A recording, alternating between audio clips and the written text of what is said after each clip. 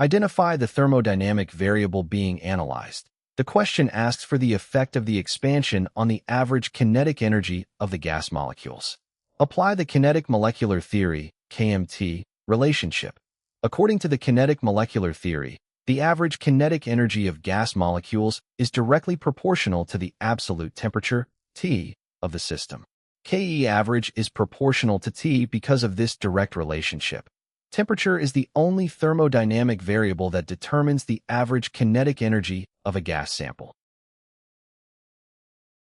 Evaluate the conditions of the process. The prompt explicitly states that the volume is increased from 2.0 liters to 5.0 liters as the temperature is held constant.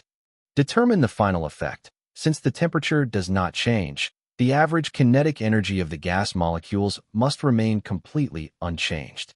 The corresponding changes in volume and pressure have zero impact on the average kinetic energy of the molecules, confirming option C as the correct answer. The correct answer is option C. The average kinetic energy stays the same.